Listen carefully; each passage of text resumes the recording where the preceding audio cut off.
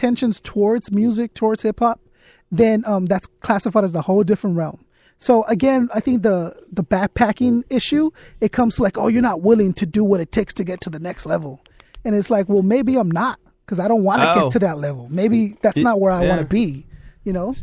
So would you classify yourself as that? I proudly wear the badge of MC. So, right. And I follow those guidelines. So like as an MC, there's certain things that I'm required to do, which is keep up with my art, make sure that I'm always on point, represent hip hop in the most positive light as possible, right? In the best light that I can possibly represent hip hop. And I approach the show with those intentions. So if someone were to say to me, here's $500,000 to interview blank. Okay, first, we don't get paid to do our interviews, and we don't pay to interview. Because then again, you're doing the same thing with your music than you are doing with the show. Second, you want to make sure that your audience trusts me now. My audience trusts me to develop and to bring them someone that they can listen to after they leave the show, right? So if that person has a negative vibe and doesn't have hip hop's best intentions in mind, then I cannot put you on the show, you know? It distorts both of us. It's a very interesting perspective. One thing I really like about your show is that it doesn't matter if I'm listening to someone that I know. It doesn't matter if I'm listening to someone that's kind of a hero of mine, like Wax. Or I was listening to one of your podcasts last night with what was his name? The kid from England. Peaky.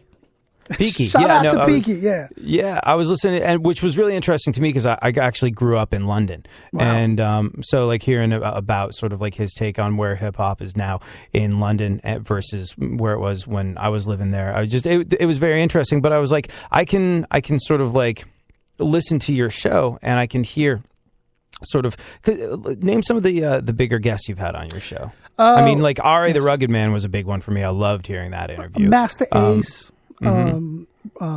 Rocka from Dilated Peoples, Razzcast, who's amazing West Coast artist, Razzcast. I mean, these are big names, and what I thought was so cool is, and this is why I would recommend everybody go to waketheflockup.net and take a listen, because it didn't matter that some of the artists were people like Razzcast that, like, oh, this is an artist I'm familiar with. I would like to get his take on stuff. Or whether it was this kid from England, Peaky, who, is really, really just starting out. You managed to make it an interview and a conversation that's just interesting enough to listen to. I have this theory that everybody's interesting. You dig around long enough, you're going to get a story out of them. That's really interesting. And it didn't matter that I'd never heard of Peaky before and I never heard his music. Like, I was glued to the whole interview, and you do a really good job at making unknowns interesting and help sort of like bring out their story almost before it's even happened. And it's because it's easy for me because I am a fan of the person that I am interviewing. So as I started developing the show, I started looking at other interviews like on YouTube or listening to other stuff, and it's become clear like you are not a fan of the person that you're interviewing right now. Because you're not familiar with them, you don't know what they do, you really might not even know their name right. Like and then it becomes a lot easier when you're looking forward to speaking to someone. So someone like Master Ace, who I've been listening to since I was a kid, right? I've had so many questions I wanted to ask Master Ace, and I'm finally, now he's sitting in front of me, I'm going to ask you those questions. With Rocka, I asked him things that happened 15 years ago, and he's like, oh yeah, I remember that. But to me, it was yesterday because Rocka is someone that I listen to all the time. So, yeah. You're just so far ahead of normal broadcasters in many ways in that respect. Like, I interviewed Yellow Wolf the other day, and it was a really good interview. He was a fun guy to talk to, but like he stopped in the middle of it, being like, "You did your homework. You actually," and most people don't. And he was absolutely right. Just by doing an artist the respect of knowing some stuff about him, you get him to open up in a very different way. And there's people, I won't mention names, but like I remember I had Soul Asylum on my show once, who are this band from the '90s. And like I always try and do some research before I talk to him, just to let myself know what kind of interview I'm in for. And I saw interviews with them in major markets that with radio personalities that should be ashamed and should know better. They're like, so yeah, what you been doing since the 90s? I was like, this is it? That's the best you can Christ. do? Yeah, it's the worst. So you really do a fantastic job at that. Because they're going in there not knowing me, right? So I'm presuming that they don't know the show. Even though I ask people, listen to the show beforehand because you're going to get caught off guard. When they know that I know them, right? That now there comes a time where they can't really BS me anymore. Because they're going to go, oh no, what if he really does know this? So now I get the most honest interview out of them because they don't know how far I've been into them, right? So when it becomes obvious, like, oh, you're a fan. Okay, first, then now I get that love and respect of being a fan. Second, of an interview they know is not going to go the same way that all the 1,000 other interviews have gone, And that's really what I think impresses them and allows them to open up because they're like, oh, I already know that this interview is going to be something special.